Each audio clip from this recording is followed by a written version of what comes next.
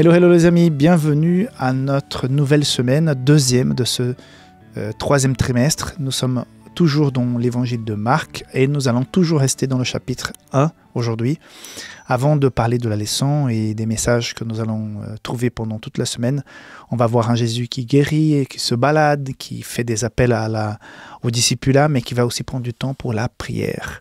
Donc une semaine assez bénie par tous ces messages que nous allons recevoir au travers de la leçon de l'école de sabbat. Mais bon, avant cela, j'espère que tu as été à l'église et que tu as eu un sabbat béni avec la famille, les frères et sœurs, parce que c'est très important ces rencontres hebdomadaires pour pouvoir louer Dieu, pour pouvoir partager la parole, pour pouvoir échanger, écouter peut-être des gens, des amis, des connaissances qui vont raconter comment Dieu a été puissant dans leur vie, et ça va aussi nous encourager. Et si jamais Dieu a été puissant dans ta vie pendant cette nouvelle semaine qui commence, n'oublie pas de la partager sabbat prochain quand tu vas te retrouver avec tes amis, ta famille à l'église. C'est très important de vivre en communion, en relation les uns avec les autres. Donc je t'incite vivement à t'engager et à participer, à fréquenter la maison de Dieu, pour que voilà, toutes ces choses, toutes ces belles choses que nous apprenons ici, que tu apprends quand tu étudies la Bible, que tu ressens quand tu pries, que tu puisses les mettre en pratique et surtout les partager. Voilà. Donc, je te souhaite une semaine bénie et que Dieu nous bénisse aussi dans l'étude de sa parole. Nous démarrons donc avec la journée de sabbat. Donc, pour cette journée de sabbat, nous avons le verset de Marc chapitre 1, verset 17, qui dit ceci: Jésus leur dit: suivez-moi et je vous ferai pécheurs d'hommes. On voit, comme j'ai dit la semaine dernière, l'évangile de Marc qui va vraiment à l'essentiel, un évangile très dynamique. Et j'ai bien apprécié les leçons cette semaine qui nous donnent un peu l'aperçu du démarrage du ministère de Jésus par rapport aux 4 différents évangiles. Tout d'abord, une chose qui, quand j'ai vécu ma conversion, que j'ai commencé à étudier la Bible, m'a interpellé. Je dis, mais on a un livre des Actes pour raconter l'histoire des dizaines, des centaines, des milliers de disciples qui vont partout. C'est vrai que Paul est assez présent, Pierre aussi. On a Étienne, les diacres et tout ça. Mais on a un seul livre pour décrire à quelque part les premières années de l'Église primitive. Mais pour les 3 ans et demi de Jésus, nous avons 4 évangiles différents. Bien sûr, Jésus est le centre du message. Tout l'Ancien Testament indiquait que le Messie allait venir. Tout le Nouveau Testament, à partir des Actes, raconte tout ce qui s'est passé après le ministère de Jésus. Mais voilà, le ministère de Jésus qui a duré que 3 ans et demi, ce sont 3 ans et demi qui ont changé complètement le visage de l'humanité et du monde en général. Mais pourquoi 4 évangiles? C'est vrai que Jésus est important, mais il y a autre chose. On verra bien que chacun des évangiles va raconter, certains vont raconter, certaines histoires seront racontées dans les 4 évangiles. Okay? Mais pourquoi avoir 4 écrivains différents pour raconter, dans bon nombre de cas, la même chose? Donc, je voudrais juste, je pense que la majorité déjà le savent déjà, mais je préfère le répéter et être sûr que tout le monde a bien compris ça. C'est important pour bien comprendre pourquoi Marc écrit comme il écrit, pourquoi il raconte ce qu'il raconte. L'évangile de Marc, la principale cible, le public cible, c'est les Romains. C'est-à-dire que il va s'adresser de façon dynamique, en allant à l'essentiel et avec pas beaucoup de généalogie, des histoires qui sont importantes pour les Juifs qui veulent savoir que ce Messie, il vient d'une certaine lignée, il est descendant de David et tout ça. Non, Marc il va raconter l'histoire de Jésus aux Romains. Ces gens qui sont là comme à quelque part des envahisseurs, mais aussi des gens qui, à quelque part, sont aussi assoiffés. Ils veulent, et on voit des cas des gens qui ne sont pas juifs, qui vont adhérer, qui vont croire en Jésus. Donc, l'évangile de Marc va présenter Jésus comme un homme d'action, qui a accompli des miracles, qui fait preuve de puissance. Il est court, il est direct, parce que justement, il va à l'essentiel. Tandis que, par exemple, que j'apprécie beaucoup, hein, l'évangile de Matthieu, il est adressé, mais c'est clairement compris dès le début, quand on commence avec la généalogie, qu'on va découvrir d'où vient Jésus. Donc, il est adressé aux Juifs. Donc, et il met l'accent sur le Messie qui a été promis dans l'Ancien Testament, qu'il est descendant de David, qu'il a compris les prophéties de l'Ancien Testament. Il y a beaucoup de références aux Écritures hébraïques, surtout au Pentateuque. Donc, c'était un évangile vraiment pour les Juifs. Tandis que Luc, normalement, en général, on dit qu'il est adressé plutôt aux Grecs, aux non-Juifs, mais qui ne sont pas non plus les envahisseurs, ce n'est pas les Romains. Donc, Luc, c'est un médecin, donc il va écrire pour des gens éduqués, pour à quelque part prouver de façon plus académique, on va dire, que Jésus est vraiment le Messie tant attendu. Non, il va souligner l'humanité de Jésus, son inquiétude pour les pauvres, donc voilà un côté plus social, hein. Aussi pour les marginaux, pour les femmes. Et le style de Luc est beaucoup plus littéraire. Donc on voit que non seulement la personne qui écrit, comme le public cible, a une certaine exigence littéraire, et puis Luc va aborder les choses où ça sera plus accessible à ces personnes-là. Et l'évangile de Jean, que j'apprécie aussi beaucoup. Donc c'est à quelque part pour toutes les personnes, et ça ne sera pas pour une catégorie, mais pour toutes les personnes qui sont en recherche, qui ont des doutes, qui veulent rencontrer un Jésus plus, on va dire, plus proche, plus passion, plus sentiment. Voilà. Ici, j'ai noté un public qui est composé des gens croyants comme des sceptiques. Et l'objectif principal de l'évangile de Jean, c'est de renforcer la foi, d'encourager la croyance en Jésus.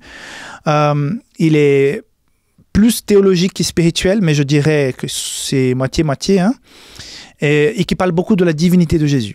Donc voilà un petit peu la différence entre les 4 évangiles. C'est pour ça qu'on doit comprendre pourquoi l'évangile de Marc est court et direct. Parce que le public, il n'a pas besoin de toute cette histoire, de toutes ces introductions et ces traditions qui sont commentées dans d'autres évangiles, surtout Matthieu.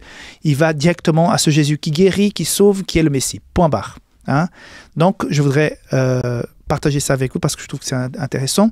Un autre point, le fait qu'il y ait 4 perspectives différentes des évangiles montre aussi que Jésus, dans son projet de salut, il est abordable par toute personne sincère. C'est-à-dire, on peut être quelqu'un sans beaucoup d'études, comme quelqu'un qui est très avisé, qui a fait beaucoup d'études, qui est très académique. On peut retrouver dans les évangiles des choses simples, touchantes, comme des choses complexes, puissantes, qui nous amènent à la réflexion. Donc, un Jésus qui est accessible à tous. Donc, parfois, nous avons l'impression que l'évangile, et c'est souvent la musique qu'on entend par d'autres, que l'évangile, la foi, c'est pour des gens faibles, des gens qui n'ont pas fait beaucoup d'études, des gens simples. Je dirais que Jésus est pour tout le monde. Il est tellement facilement compris par les simples que ça dérange ceux qui ont plus d'études parce que, comme la plupart, ce sont des gens simples, ça veut dire que cela c'est adressé à ces gens-là. Mais quand ces personnes prennent le temps de rentrer dans les évangiles, dans les Écritures, d'aller chercher le sens qu'il y avait derrière les mots, de voir la magie qu'il y a la Bible et les évangiles pour bien schématiser les choses, de voir que les connexions entre l'Ancien et le Nouveau Testament, de voir l'accomplissement des prophéties. Quand on recherche, même avec beaucoup de détails, on est aussi bouche bée et émerveillé de la puissance, de la profondeur de la parole de Dieu. Donc voilà, c'est un évangile raconté par différents écrivains, adressé à différentes personnes, mais qui, à quelque part, est accessible à tous. Donc, si toi, tu as un cœur sincère, peu importe ton niveau de connaissance, tu vas rencontrer Jésus. J'ai rencontré Jésus, tu vas rencontrer Jésus. Tous ceux qui sont sincères rencontrent Jésus au travers des évangiles. Et c'est pour ça que je recommande toujours, quand on commence à étudier la Bible avec quelqu'un qui ne connaît rien et qui est séculier, voilà, je recommande souvent l'évangile de Marc parce que ça va directement à l'essentiel, c'est très rapide, c'est très pratique et c'est plus facile de compréhension. Voilà, c'est tout pour aujourd'hui. On se voit demain pour la suite de cette leçon qui est vraiment très belle. J'apprécie beaucoup, j'ai bien aimé tout ce que j'ai pu étudier étudier pour cette semaine. Donc, on se retrouve pour la leçon de dimanche tout à l'heure, ou bien demain si tu regardes jour après jour. Bye bye.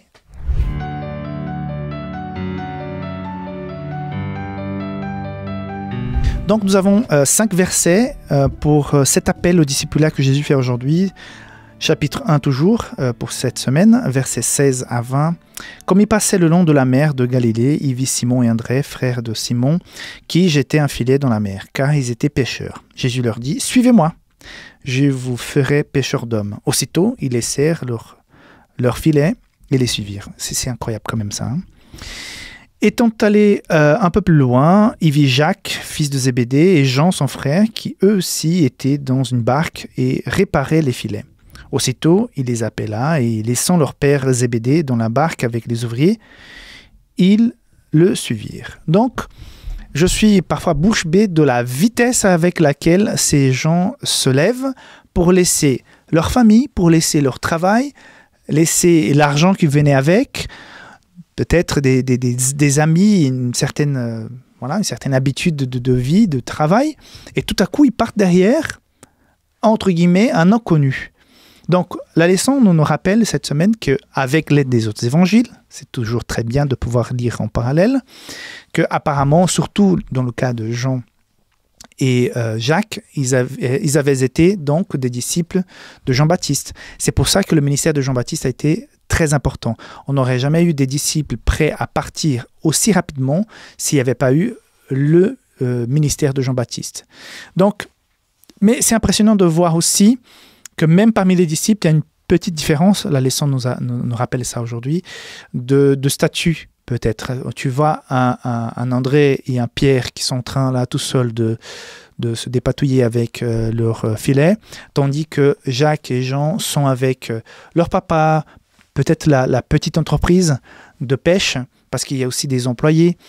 Et Jésus appelle tout le monde. Et tant mieux que Jésus... C'est vrai qu'ils étaient tous des Juifs, mais de savoir qu'il y a certains qui peut-être avaient plus de moyens que d'autres, voit un peu la façon comme Jésus essaye de toucher tout le monde. Et donc, ces 4 personnes partent pour devenir des pêcheurs d'hommes. Quel appel! Moi, je me sens à quelque part un petit peu concerné par cette histoire, puisque à quelque part aussi, moi j'ai dû laisser un projet de vie que j'avais avant pour étudier la théologie, donc reprendre des études à la faculté, parce que j'avais fait déjà 2-3 ans, et donc je dois laisser tomber les études que je faisais auparavant pour reprendre depuis zéro, parce qu'en toute théologie, ce que je faisais avant, il n'y avait rien qui collait, quoi. Donc, reprendre des études depuis les zéro, changer vraiment de ville et de cap, et devoir me débrouiller tout seul pour l'argent, pour financer, puisque j'avais pris cette décision de faire la théologie, et puis j'étais devenu un peu bizarre parce que je suis devenu adventiste. Donc, je sais que pour chacun d'entre nous, même si tu n'as pas accepté un appel pour devenir pasteur, mais nous avons à un moment donné accepté pratiquement tous un appel pour un changement.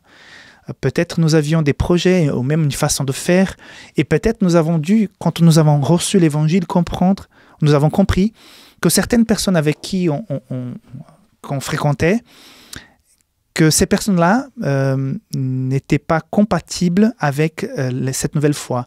Et même en ayant essayé de partager, de parler de notre foi, ces personnes étaient toutes fermées et on voyait que, en tout cas c'est mon cas, hein, j'ai compris que certaines personnes, je ne pouvais rien faire.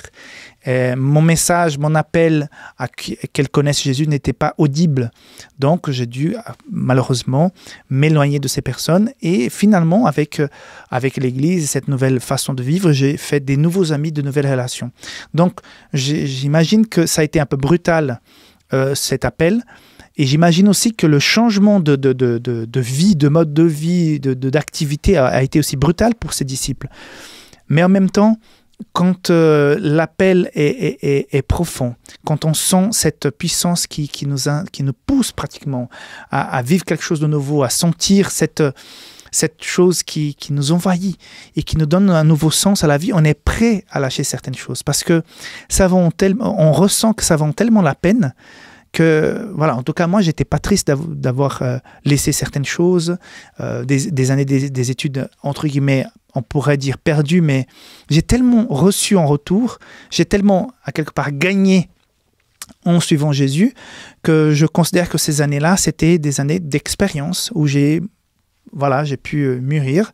Et en même temps, ce sont ces années-là qui m'ont permis d'étudier, de me préparer pour un jour prendre ma décision. Donc, c'est vrai que parfois, on pense, voilà, je faisais telle chose avant, j'étais comme ci, comme ça. Et aujourd'hui, je suis une personne complètement nouvelle, tout a changé. Mais le passé que nous avons eu avant notre conversion nous ont aussi donné à quelque part ce point de comparaison entre l'avant et après.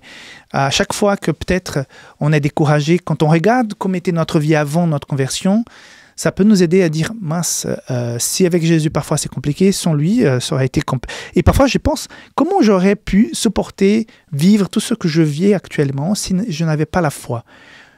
La première chose qui vient à mon esprit, c'est souffrance. J'aurais souffert beaucoup plus. Parce que le côté le plus pratique de l'évangile, c'est de ne pas se sentir seul, de ne pas devoir se battre seul. Quand il y a un souci, quand il y a quelque chose de dur à affronter, on sait, on ressent qu'il y a ce Jésus avec nous. Parfois, on passe par des déserts, on a l'impression qu'on est tout seul, mais quand on est patient, quand on persiste dans la foi, dans la prière, tôt ou tard, on va avoir cette rencontre et on va comprendre que Jésus était toujours là. Donc, voilà, c'est impressionnant la façon comme il se lève, mais voilà, c'était tellement puissant et grand ce qui les était destiné, même s'ils ne savaient pas dans le détail, que pour eux, n'a pas été à quelque part impossible d'accepter l'appel. Difficile, oui, mais ça n'a pas été impossible de se lever. Et je pense que si tu me regardes en ce moment, si tu m'écoutes et que tu te laisses remplir par le Saint-Esprit, que tu sens un appel à vivre dans une mission, à faire quelque chose pour le bien de quelqu'un d'autre, pour l'avancement du message, tu le feras. Et aujourd'hui, tu diras non, jamais je ferai ça. Et puis demain, avec cet appel du Saint-Esprit, tu le feras. Parce que quand Dieu peut nous toucher au plus profond, nous sommes capables de nous lever, de faire des choses invraisemblables parce que c'est quelque chose de plus grand qui nous inspire.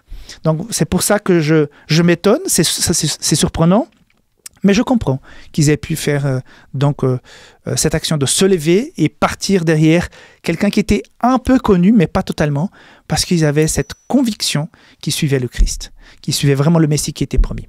Voilà, donc j'espère que tu aies aussi accepté cette invitation dans ta vie. Je pense que tu as dû aussi laisser des choses quand tu as vécu ta conversion. Fais une réflexion, une révision un petit peu de comment était ta vie auparavant et comment elle est aujourd'hui, et que tu puisses en tirer les conclusions de comment ça a été une vraie bénédiction, même si parfois ce sont des difficultés, des épreuves qui sont venues avec aussi, mais au niveau de la maturité, de la connaissance de Dieu, de la connaissance de qui nous sommes, d'où on vient, où on va, de cette espérance que nous avons, je suis sûr que tu vas comprendre qu'à la fin, le compte, il est positif, le solde, il est bon. Ok? Donc on se voit demain pour la leçon du lundi. Bye bye.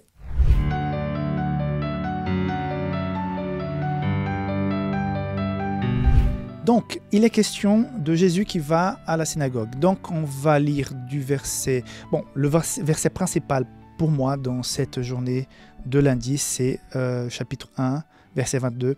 Ils étaient frappés de sa doctrine, car il enseignait comme ayant autorité et non pas comme les scribes. Ce verset, il est puissant parce que on voit la différence pratique de l'enseignement de Jésus. Il était différent parce que quand il prêchait, il parlait avec puissance, il parlait des choses d'une manière que tout le monde pouvait comprendre et les gens étaient remplis du Saint-Esprit, étonnés, émus, parce que c'était quelqu'un de différent, finalement quelqu'un qui casse un peu les codes et qui fait en sorte que les gens comprennent et qu'ils s'intéressent. C'est puissant et c'est comme ça que je pense que devrait être l'expérience de chaque ami qui nous rend visite. Quand il rend visite à l'église pour la première fois, qu'il puisse, à l'école de sabbat, dans une classe, ou bien dans la louange, dans la prédication, dans la façon comme il est reçu, qu'il puisse dire, mince, ils vivent quelque chose de différent, ils sont gentils comme tout, mais en même temps, ils sont profonds. Et puis, le chant, la prédication, l'enseignement, j'ai jamais compris les choses de cette manière. Je voudrais que chaque personne qui nous rende visite se ressente ça. Mais revenons sur cette journée de sabbat assez mouvementée. Donc, ça se passe à Capharnaüm. Ils se rendirent à Capharnaüm et le jour du sabbat, Jésus entra d'abord dans la synagogue et il enseigna. Ils étaient frappés de sa doctrine car il enseignait comme ayant autorité et non pas comme les scribes. Il se trouva dans leur synagogue un homme qui avait un esprit impur qui s'écria « Qu'y a-t-il entre nous et toi, Jésus de Nazareth ? Tu es venu pour nous perdre ? Je sais que tu es le Saint de Dieu. » Même les démons sont d'accord. Jésus le menaça, disant « Tais-toi et sors de cet homme. » Et l'esprit impur sortit de cet homme en l'agitant avec violence et en poussant des grands cris. Tous furent saisis de stupéfaction, de sorte qu'ils se demandaient les uns aux autres « Qu'est-ce que c'est ceci ? Une nouvelle doctrine ?» Il commande avec autorité même aux esprits impurs et lui obéissent. Donc, on voit que cette journée à l'église a été tout sauf tranquille. Parce que tout d'abord, les gens sont impactés par la prédication de Jésus qui prêche, qui présente la vérité, l'essence de la vie d'une façon complètement pratique, profonde, impactante. Et je voudrais être parmi ces gens. Voilà, être assis en train d'écouter Jésus. L'autre jour, j'écoutais un pasteur qui avait beaucoup d'expérience. Je me suis tellement senti bien d'être assis, de l'écouter. Quand tu vois quelqu'un qui, avec beaucoup de maturité, beaucoup de sagesse, donne des conseils aux plus jeunes, dans le coin c'était moi et d'autres pasteurs, j'étais là, waouh, mais quel privilège de pouvoir l'entendre et de pouvoir apprendre ces choses. Mais alors, écouter de la part de Jésus des enseignements, des choses nouvelles qui nous bouleversent, ça a dû être une expérience incroyable. Et voilà, la première partie, c'est la façon comme c'était impactant la prédication. Mais en plus, il y a une manifestation démoniaque. Donc, on voit très clairement que voilà la réalité de la vie. Nous sommes dans un combat spirituel. Jésus commence à prêcher, commence à parler de sa mission, de l'essence, qu'il est le Messie, de la vie éternelle, du ciel, de la repentance, qu'il y aura un sacrifice. Et les gens sont touchés. Et tout de suite, manifestation de l'ennemi qui est contre ce projet. Depuis que ce péché s'est développé dans le cœur de Satan, depuis que les autres anges, certains, ont été touchés par le péché, il y a cette bataille qui a commencé dans le ciel. Et elle s'est transférée sur cette terre. Donc nous sommes au milieu d'une bataille. Et c'est bien. À quelque part, c'est bien que dans l'Église, il y a eu cette manifestation parce que ceux qui étaient là non seulement étaient frappés de son enseignement, mais ils ont pu comparer les résultats de la présence du malin dans la vie de quelqu'un et l'acceptation de la présence de Dieu dans la vie d'une personne. Donc, on voit que dans cette Église, ce sabbat matin, on a eu un résumé du salut et du grand conflit. Et la puissance de Jésus qui dit « Mais tais-toi ». Sors de là, et automatiquement le démon qui part, et sans oublier qu'il est dit avant, je sais que tu es le Saint de Dieu, mais c'était juste pour essayer de faire copinage avec, comme les gens étaient impressionnés avec Jésus, donc ils ont dit, mais voilà, je dis quand même qu'il est grand, qu'il est intéressant, pour que les gens me voient un petit peu comme lui. Non, Jésus, tais-toi, sors de là. Okay. Ici, on prêche l'évangile 100% pur, pas avec... parce que l'ennemi utilise parfois cette façon de faire, non ? Je prêche, je dis des choses belles, mais là-dedans, je mets toujours des choses qui sont totalement contraires aux principes qu'on retrouve dans la Bible. Il y a beaucoup de prédicateurs Bible en main qui vont dire un tas de vérités mélangées avec un tas de mensonges. Et à nous de bien regarder... Bon, pardon, ça, c'est pas la Bible. De regarder la parole de Dieu pour savoir effectivement si ça vient effectivement de la parole de Dieu. Ok ? Donc, je voulais continuer. Je me suis un petit peu perdu le fil. Ce verset 27, c'est incroyable ces gens. Hein ? Ceux qui sont là, mais qui n'ont pas été touchés. Oui, peut-être ils étaient touchés, mais qui n'ont pas accepté, qui n'ont pas ressenti cette certitude dans leur cœur. Celui-là, il est le Messie, c'est pas possible, c'est lui le Messie. Mais qui sont en train de rationaliser la chose, de trouver Et ils vont dire au verset 27, tous furent saisis de stupéfaction, ok ? De sorte qu'ils se demandèrent les uns aux autres, qu'est-ce que c'est ceci ? une nouvelle doctrine? Non, ce n'est pas une doctrine. Hein? Ce n'est pas une doctrine. Et Jésus n'était pas là pour seulement parler de la chose de façon philosophique. C'était pratique, c'était réel, c'était impactant, c'était puissant. Il est venu prêcher avec la puissance du Saint-Esprit avec. Donc, ce n'était pas une doctrine. C'est, à quelque part, le résumé de l'Ancien Testament, l'essence même de leur espérance. C'est le Messie qui a été promis. Ce n'est pas une doctrine, c'est le Messie, c'est le salut. Et là, au lieu de dire, mais non, c'est peut-être le Messie. Je peux comprendre qu'ils aient pu, à un moment donné, se dire, mais est-ce que c'est le Messie? Mais c'est tellement réel, c'est tellement puissant. Ça, oui, c'est peut-être le Messie. Non, ils sont en train de dire, mais, oh, mais c'est peut-être une doctrine. Encore une fois, des gens qui, au lieu de vivre la présence et la puissance du Saint-Esprit de Jésus dans leur vie, sont en train de rationaliser la chose. Non, c'est parce que ceci, sa prédication, sa façon de faire et tout, peut-être c'est un maître qui a eu une formation. Non, c'est le Messie. Donc pour eux, c'était le Messie. Pour nous, c'est notre Sauveur Jésus-Christ. Et nous attendons le retour de Jésus. Alors, je pense que le jour où Jésus reviendra, il n'y aura pas cette réflexion, on saura parce que ça va être puissant, c'est impossible de douter que c'est Jésus. Okay? Par contre, comme nous avons vu le trimestre dernier, il y aura beaucoup de faux Jésus qui vont arriver et qui vont être plutôt dans cette façon plus émotionnelle de vouloir nous toucher, mais on sentira, on verra et on comparera avec la parole de Dieu et on se rendra compte que ce n'est pas le vrai Jésus qui est en train de revenir. Mais quand c'est Jésus vraiment qui revient, selon ce qu'on comprend de la part de Dieu, ça sera impactant. On ne pourra pas douter que c'est bien lui. Même ceux qui n'ont pas accepté Jésus à ce moment-là, quand ils le verront aux nuées du ciel, vont dire, voilà, c'est le Messie, voilà, ça existait vraiment, voilà, c'était vrai. Mais ça sera trop tard. Okay? Donc c'est pour ça que cette journée de sabbat a été vraiment puissante et on voit un Jésus qui va à l'église, voilà, le jour de sabbat, il est allé à l'église, qui va prêcher, qui va transformer les gens, qui va impacter avec sa prédication, qui va guérir quelqu'un, voilà, qui va faire en sorte de montrer qu'il n'est pas comme les autres, il n'est pas un prophète, il est le Messie lui-même. Et quand Jésus rentre et qu'on lui laisse la place, il fait des miracles. Voilà, que Dieu te bénisse et on se voit demain pour la leçon de mardi. Bye bye.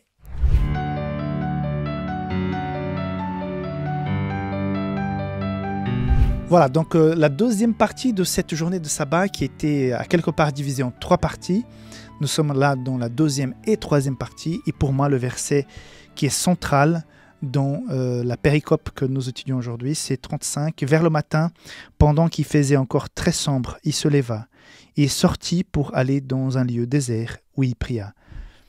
Ouf, ça me fait la chair de poule de lire ce verset, de voir un Jésus, comme on va constater, qui a beaucoup, entre guillemets, bossé pour le salut pendant toute la journée. Au petit matin, il va sortir pour passer du temps dans la prière. C'est incroyable. Mais reprenons donc un peu l'histoire. Nous avons vu hier comment ça s'est passé au niveau de la synagogue. Et verset 29, en sortant de la synagogue, ils se rendirent avec Jacques et Jean à la maison de Simon et André. La belle-mère de Simon, de Pierre, était couchée ayant la fièvre, et aussitôt on parla d'elle à Jésus.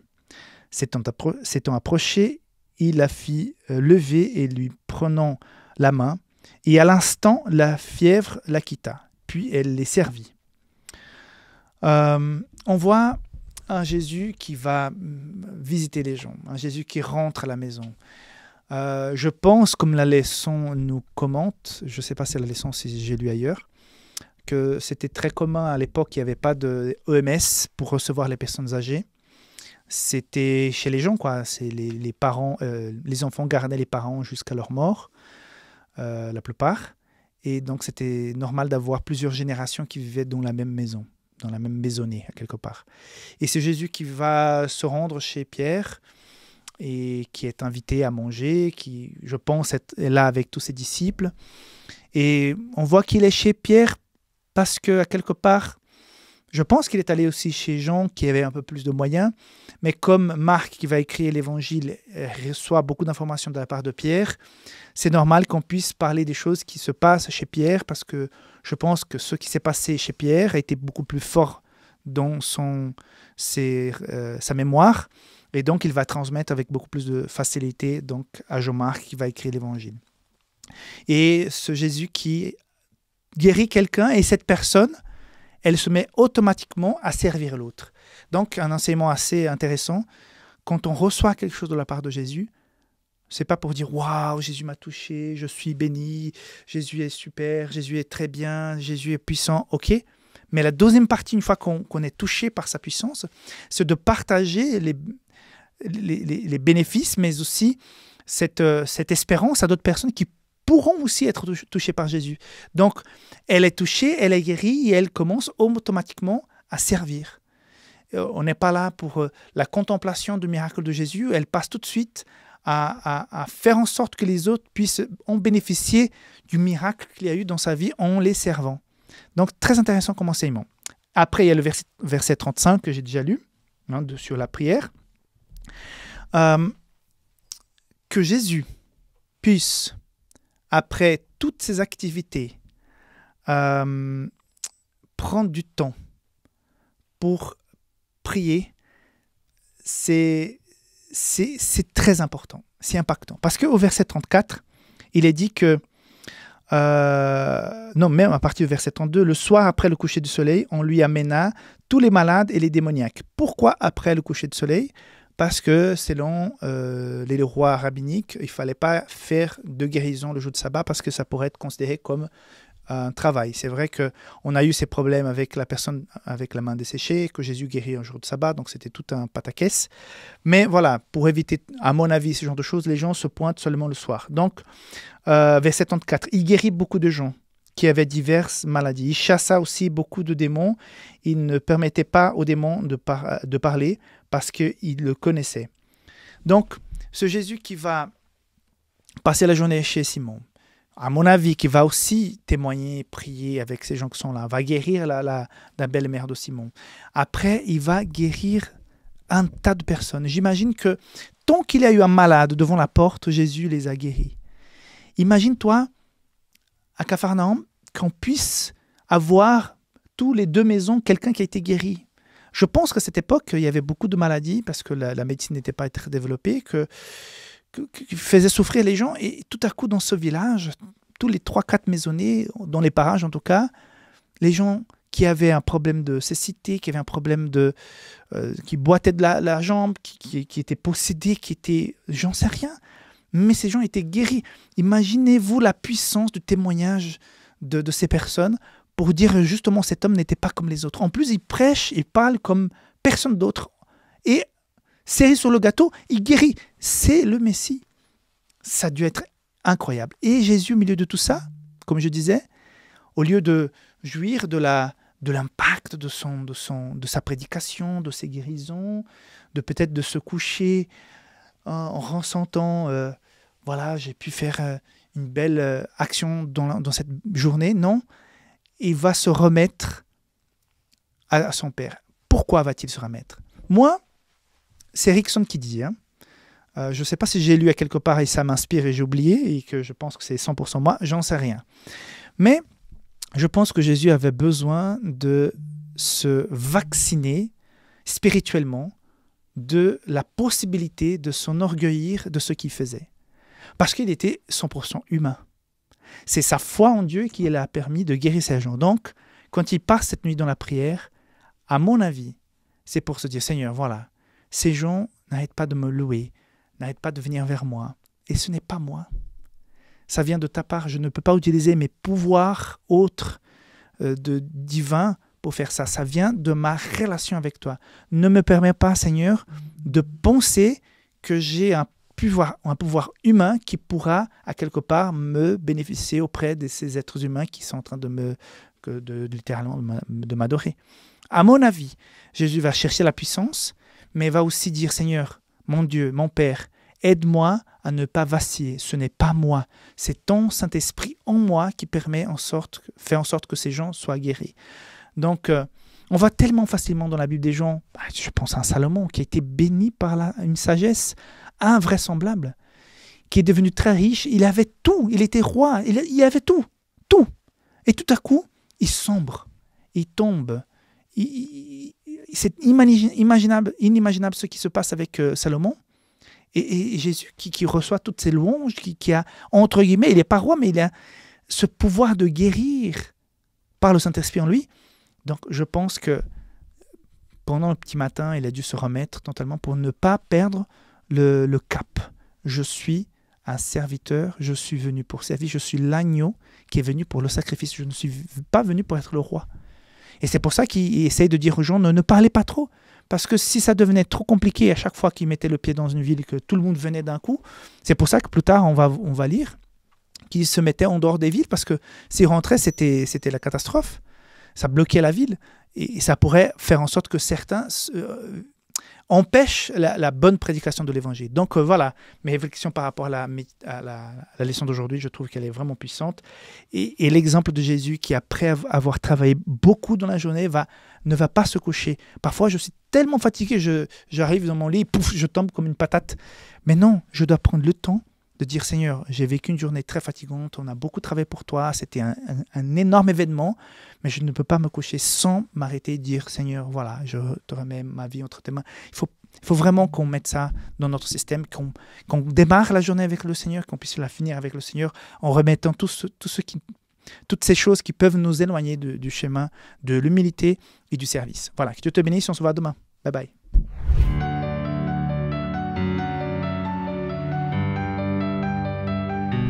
Donc, découvrons le secret pour aujourd'hui, qui est donc verset 35 et suivant. Vers le matin, pendant qu'il faisait encore très sombre, il se leva et sortit pour aller dans un lieu désert où il pria. Simon et ceux qui étaient avec lui se mirent à sa recherche. Et quand ils l'eurent trouvé, ils lui dirent « Tous te cherchent ». Il leur répondit « Allons ailleurs dans les bourgades voisines afin que j'y prêche aussi, car c'est pour cela que je suis sorti. » Donc, on voit le secret de Jésus. C'est celui, comme j'ai dit hier aussi en introduction, c'est de passer du temps dans la prière. Mes amis, moi, je peux parler pour moi, je ne peux pas rentrer dans d'autres personnes et savoir exactement leur expérience, mais je peux constater que plus je passe de temps dans la prière, dans la réflexion, dans la méditation, que ce soit en marchant dans la prière, que ce soit à genoux à côté de mon lit, si je dédie plus de temps à la prière, je sens la différence. Nous ressentons la différence. Et nous prions peu. Nous ne prions pas assez. C'est une réalité. Il y a des enquêtes qui ont été faites par rapport au temps que les gens passent dans la prière, et des enquêtes anonymes où les gens peuvent dire véritablement combien de temps ils passent dans la prière. Et c'est très révélateur qu'il y a très très peu de personnes, même dans l'Église, qui passent plus de 20, 25, 30 minutes dans la prière par jour. C'est rare les personnes qui passent autant de temps dans la prière.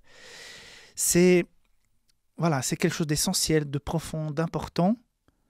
Et pourtant, on le fait très peu. Et Jésus, il aurait, dans cet épisode, toutes les excuses. On a commencé avec la prédication dans la synagogue. Il y a eu des manifestations démoniaques, il y a eu des accusations, il y a eu toutes sortes de choses. Après, Jésus passe toute la journée entouré par ses disciples, par leur famille, et c'est, à mon avis, prédication, on va lui dire des choses. Il n'a pas eu de moment tranquille. Après le coucher de soleil, guérison, guérison, guérison, guérison, et les gens qui venaient, et plus ils guérissaient, plus des gens venaient parce qu'ils commençaient à croire aussi, parce qu'ils voyaient que les autres étaient guéris. Et au petit matin, au lieu de se reposer comme tout le monde, il va prier. Et finalement, au petit matin, comme il dit ici, Simon se mit à chercher. Mais où est Jésus? Combien de temps? Mais je pense que Jésus est passé plus que 25-30 minutes dans la prière. Je pense qu'il est passé, j'en sais rien, mais quelques heures dans la prière pour qu'on puisse le chercher le matin. Et après, quand il répond, verset 38, allons ailleurs. Donc, il donne l'impression qu'il ne se repose même pas. Allez, hop, on part dans une autre ville. Donc, on voit les deux facettes du christianisme, que je trouve que c'est important à relever ça. Il y a ce temps de consécration, de silence, de ressourcement, de connexion, de discussion avec le Dieu, de réception du Saint-Esprit. Donc, vous voyez, tout ce qui est en rapport avec ce côté spirituel. On est en train de se nourrir de la parole, de son bibé, d'être rempli de cette présence. Mais après, il ne faut pas qu'on parte de là et qu'on reste dans la contemplation philosophique, comme si on marchait dans les nuages, quoi. J'ai vécu quelque chose de fort spirituellement avec le Seigneur, et j'en fais quoi? Je pars pour partager. Il a guéri la belle-mère de Pierre, elle part servir. Il passe un moment de consécration, il part servir. Tu vis quelque chose de fort, une belle expérience, un miracle dans ta vie, tu fais quoi?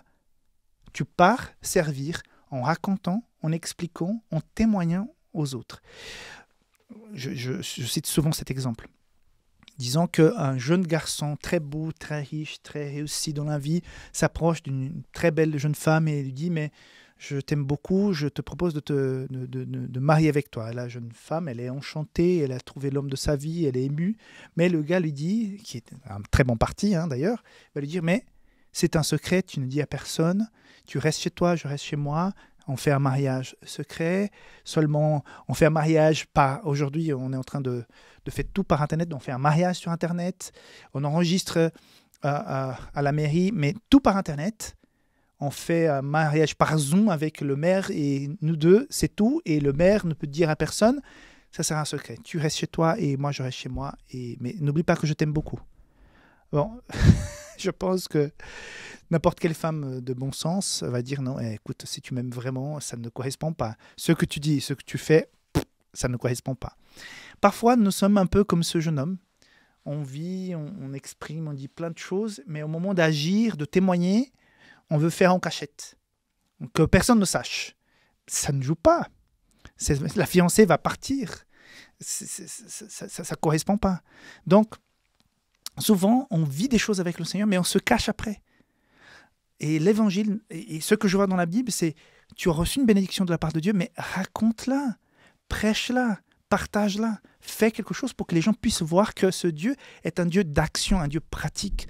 C'est pas un Dieu des musées, des églises vides qui font beaucoup d'écho quand on laisse, j'en sais rien, une petite monnaie tomber par terre, et il y a toute l'église content. C'est pas ça. L'adoration fait partie, mais après, il faut partir, il faut agir, il faut faire quelque chose. C'est pour ça que j'incite souvent les uns et les autres à s'engager. Peut-être, certains peuvent me dire, mais je n'ai pas le don de partager l'évangile avec des gens qui ne croient pas et tout. Je peux comprendre, peut-être, oui. Mais engage au moins au niveau de ton église avec des gens qui sont déjà convertis, mais fais un service qui va pouvoir toucher d'autres personnes. Il y a des gens qui n'arrivent pas à aller prêcher, mais qui sont de très bons écrivains, qui écrivent des choses qui vont impacter des milliers de personnes. Il y a des choses qu'on peut faire entre guillemets, chez soi ou au niveau de l'église qui vont impacter des milliers de personnes. Ou peut-être tu es plus à l'aise quand tu vas en équipe. Alors, entoure-toi de 3 personnes, faisons l'évangélisation ensemble. Au moins, tu ne te sens pas seul, mais il faut qu'on fasse quelque chose, il faut qu'on bouge, il faut que dans ton église, dans ta vie, il y ait un ministère. Moi, je me lève le matin, j'ai la joie de pouvoir me lever le matin, peut dire, voilà, je vais dans la maison d'édition et nous sommes en train d'impacter des milliers de personnes parce que la quantité de livres, des Bibles, et maintenant, il y a des cours que nous sommes en train de faire et d'autres choses, ça va impacter des milliers et de milliers de personnes. Ça donne un sens à ce que je fais. Et de la même manière, peut-être, tu peux te lever et dire, mais aujourd'hui, je veux impacter une personne, je peux impacter 2 personnes, je peux impacter des milliers de personnes avec ce que je fais. Peut-être, cœur à cœur, tu n'arrives pas. Mais il y a des gens qui n'arrivent pas à parler avec une autre personne, mais qui, quand ils sont devant une caméra sur Internet, ils sont capables de dire et de prêcher et de témoigner d'une façon impactante. Peut-être c'est son ministère sur Internet, peut-être c'est un ministère par l'écriture, peut-être c'est un ministère où tu vas t'engager dans une ONG, chez ADRA, ou une œuvre d'évangélisation, de sociale au niveau de l'Église. J'en sais rien, mais il faut qu'on parte de ce moment, il faut vivre ce moment de consécration. Absolument. Autrement, on n'a pas de la puissance quand on prêche, quand on fait des choses. Mais à un moment, on a vécu ça, et c'est ça que je comprends surtout du message d'aujourd'hui. Je pars vivre, je pars faire quelque chose. Voilà. Que Dieu te bénisse et que tu puisses trouver ton ministère et ton engagement pour donner du sens à cette relation que tu as avec le Christ, pour qu'elle puisse se voir ailleurs. Que Dieu te bénisse, on se voit demain. Bye bye.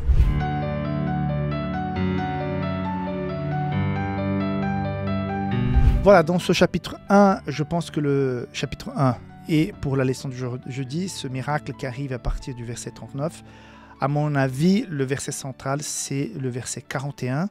Mais donc, on va lire toute la péricope avant d'arriver à ce verset, donc 39. Et il alla prêcher dans les synagogues par toute la Galilée. Il chassa les démons. Un lépreux vint à lui, et en se jetant à genoux, et lui dit d'un ton suppliant, « Si tu veux, tu peux me rendre pur. » Jésus, ému de compassion, étendit la main, le toucha, et dit, « Je le veux, sois pur. » Aussitôt la lèpre le quitta, il fut purifié. Jésus le renvoya sur le champ avec de sévères recommandations, et lui dit, « Garde-toi de rien dire à personne, mais va te montrer au sacrificateur et offre pour ta purification ce que Moïse a prescrit, afin que cela leur serve de témoignage. » Mais cet homme s'étant allé, se mit à publier hautement la chose et à la divulguer, de sorte que Jésus ne pouvait plus entrer publiquement dans une ville. Il se tenait dehors, dans les lieux déserts, et on venait à lui de toutes parts. Donc, une histoire qui peut nourrir facilement une prédication, en tout cas que j'apprécie beaucoup. Le verset central, pour moi, c'est, comme j'ai dit, Jésus qui étend la main, touche, il dit « Je le veux, sois pur ». Qu'est-ce qu'on peut retirer comme leçon de cette histoire? Tout d'abord, on va essayer d'arriver par la périphérie. Comment Jésus, il est là pour son ministère, mais il respecte ce qui a été fait avant.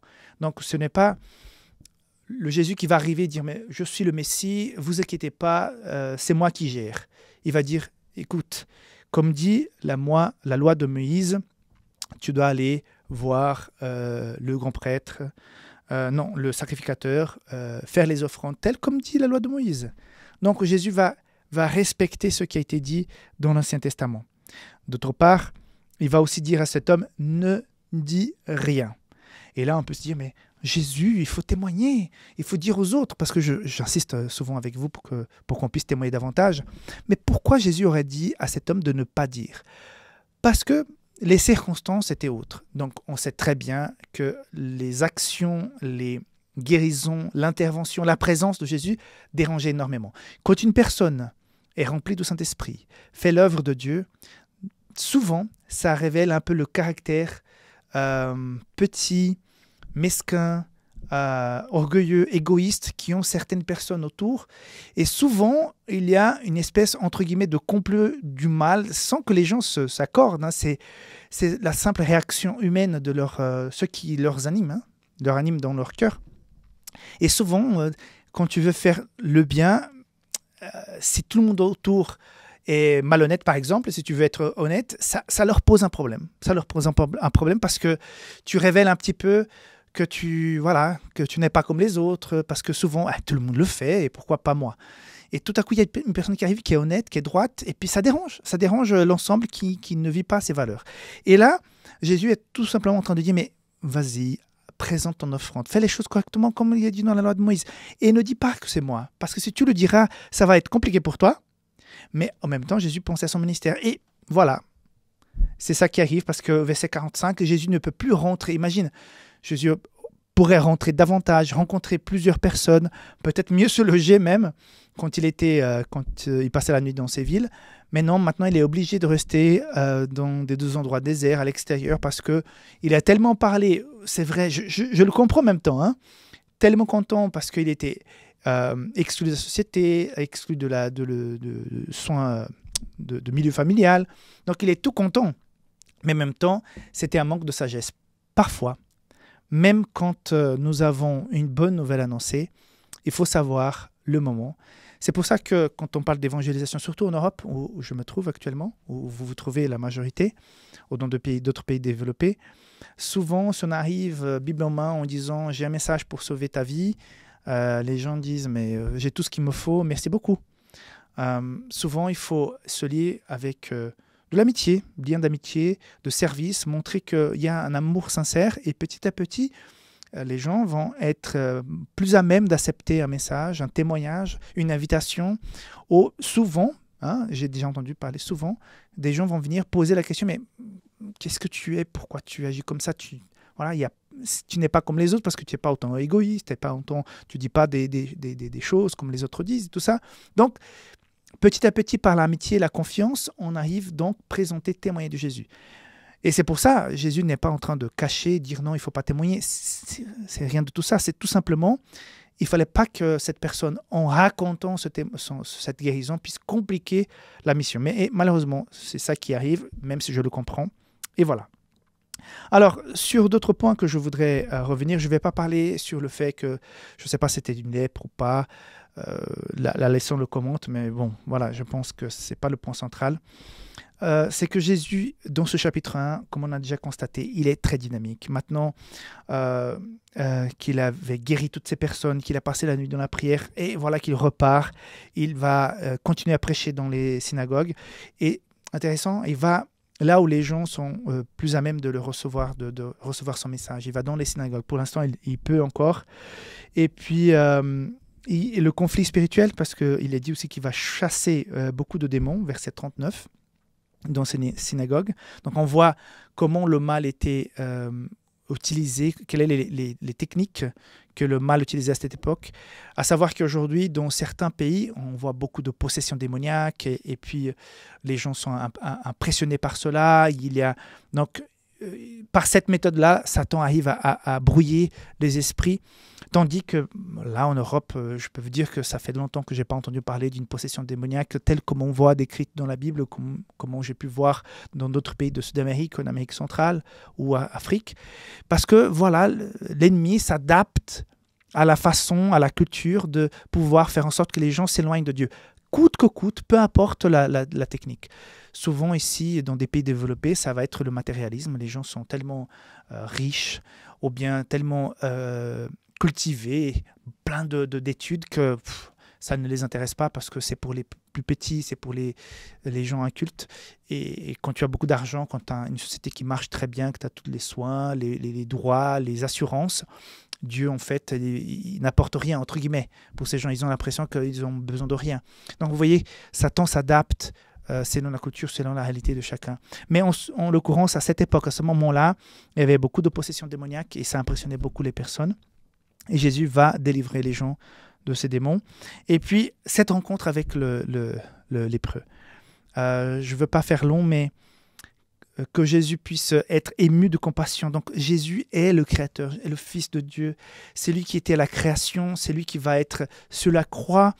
Et puis, il est ému de compassion. Vous savez, parfois, quand on est professionnel dans un domaine, on devient de moins sensible. J'imagine, je ne suis pas médecin, mais j'imagine que les médecins ont déjà, surtout les urgentistes, j'imagine qu'ils sont déjà habitués à voir tellement de choses. Je pense comment est-ce que les urgentistes ou des gens qui travaillent dans des domaines comme ça, ils vivent une journée de travail, après ils rentrent, ils vont jouer avec leurs enfants, ils vont s'occuper du jardin, même s'ils ont vu quelqu'un un peu déchiqueté dans la journée, et après le soir, je sais rien, tu joues au Playmobil avec les enfants. Ça doit être quand même assez compliqué, mais je pense qu'à quelque part, c'est une protection, qu'après, on puisse être un peu moins sensible, parce que si à chaque fois, on va pleurer un coup dans un coin, il faut sauver les gens.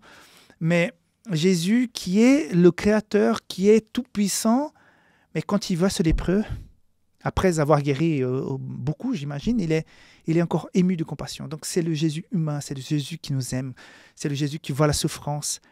Et il a dit, oui, je veux, sois pur. Et cette purification ici n'est pas seulement la purification de la peau que Jésus souhaite donner et partager avec cette personne, c'est la purification du cœur, de transformation. J'ai lu un commentaire de Ellen White par rapport à cette guérison, que ainsi comme Jésus a guéri cette personne d'une maladie de la peau, Jésus souhaite nous guérir de la maladie de la lèpre du péché. Parfois, on demande des choses à Jésus et ça ne vient pas très vite, puis on doit attendre. Parfois, Jésus dit non et tout. Mais à chaque fois, je me répète, à chaque fois qu'on demande à être purifié, à vaincre le péché, Jésus dira toujours oui. Donc, c'est la demande de prière, c'est la prière que tu peux toujours faire, que Jésus dira toujours oui. Seigneur, délivre-moi du péché. Délivre-moi du péché. Donne-moi la puissance, la force nécessaire en toi de pouvoir ne plus vivre ça. Et ça, Jésus est toujours prêt à t'aider à te donner un coup de main pour ça. Donc, très belle histoire, beaucoup d'enseignements. Je ne vais pas faire trop long parce que c'est une courte vidéo pour résumer la leçon du jour, mais c'est ce Jésus qui va, qui rencontre, qui guérit, qui bénit, qui enseigne, qui est ému, quoi, parce que c'est notre frère aîné, c'est notre Père, c'est notre Sauveur, c'est merveilleux. Donc que Dieu te bénisse, que tu puisses bien vivre cette belle journée de jeudi, et on se voit demain pour la leçon du vendredi. Bye bye.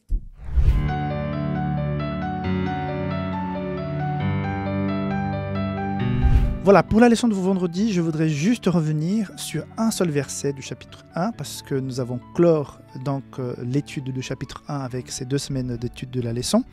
Il est dit ceci: il guérit beaucoup de gens qui avaient diverses maladies. Il chassa aussi beaucoup de démons, et il ne permettait pas aux démons de parler parce qu'ils le connaissaient.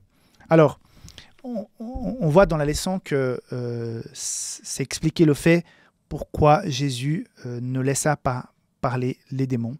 Parce que souvent, quand Jésus était en train de prêcher, les gens étaient attentifs, ils étaient assoiffés, ils étaient touchés, le Saint-Esprit était là. Et tout à coup, il y a une manifestation démoniaque qui criait, qui se jetait par terre, je peux imaginer, hein, qui disait des invectives et tout ça. Donc, ça venait déranger le moment de la prédication où les cœurs étaient touchés. Donc, c'est pour ça que je pense qu'aujourd'hui, quand on est à l'église, il n'y a plus quelqu'un qui saute, en tout cas pas partout, hein, possédé par un démon, mais il y a un démon qui s'appelle portable, mobile, où il y a des petits démons qui sautent, les notifications, les appels, les messages, des choses à quelque part même justifiables. Mais avant, on n'avait pas ça et on vivait très bien à l'église le sabbat matin et puis personne n'était mort. Hein.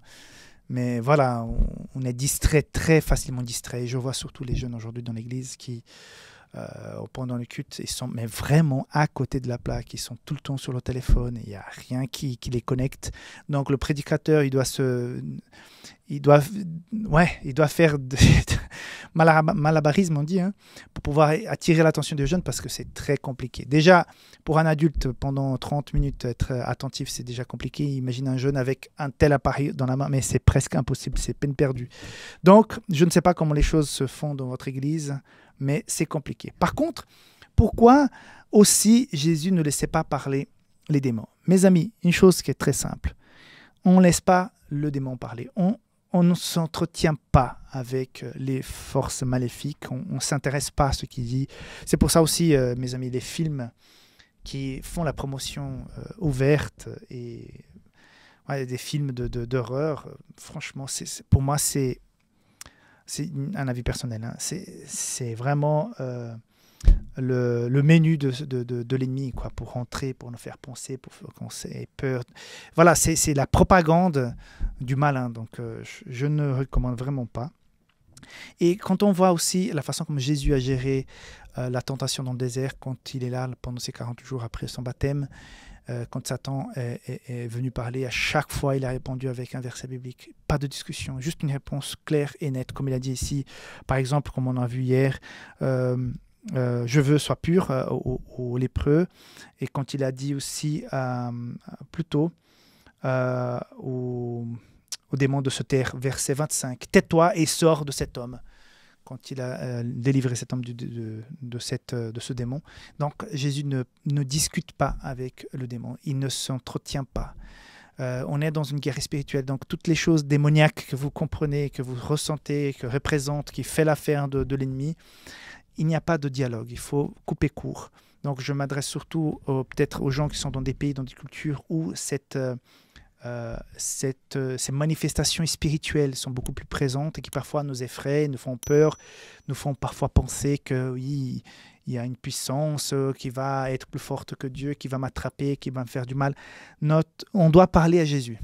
On doit nous consacrer, nous rapprocher de Jésus. Et le reste s'arrangera tout seul parce que où il y a lumière, les ténèbres s'en vont. Donc, un petit message donc à toutes ces personnes qui parfois ont un peu de crainte par rapport à ces choses surnaturelles. Ça existe parce que les démons existent, Satan existe, le mal existe.